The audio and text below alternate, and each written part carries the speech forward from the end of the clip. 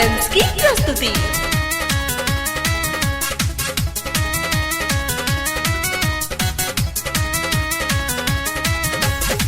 सेवा का रहुलवा तोहरो पूजा करे देहरीना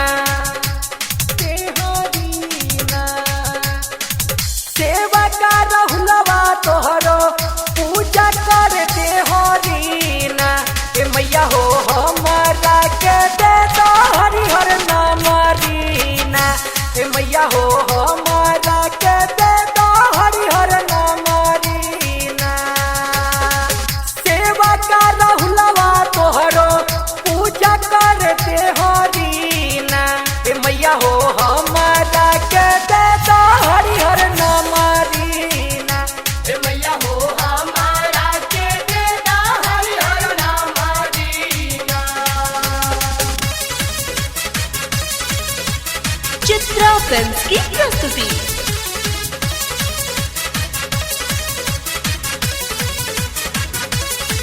लेके लाली हथनड़ी ले आइब माई, हियावा के दियारी जलाइब माई। लेके लाली हथनड़ी ले आइब माई, हियावा के दियारी जलाइब माई।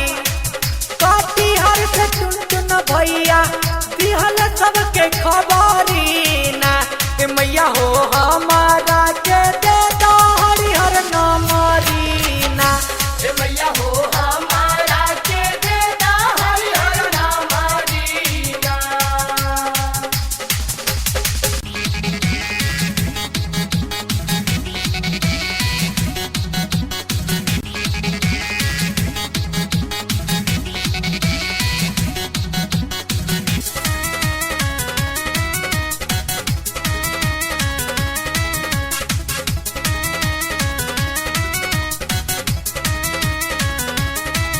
अब तोहरा से दूर हम रहब नहीं, जे कहबू तू उहे करब माई।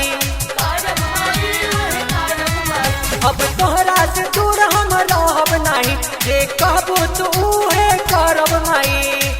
हमारा घर बना दो माई, अपना तू तो नजरीना। ए मैया हो हमारा के दे दो हरिहर नाम रीना। ए मैया हो हमारा के दे दो हरिहर नाम रीना।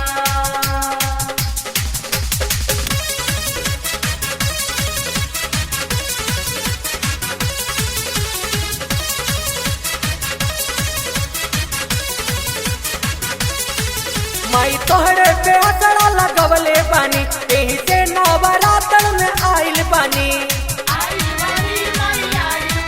माई तोहरे पे असरा लगवले बानी, एही से नवरात्र में आइल बानी।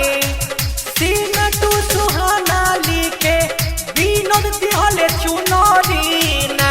ए मैया हो राहुल के तू दे दो हरिहर नाम रीना। ए मैया हो हमारा के दे दो हरिहर नाम Reena. Chitra films recording studio.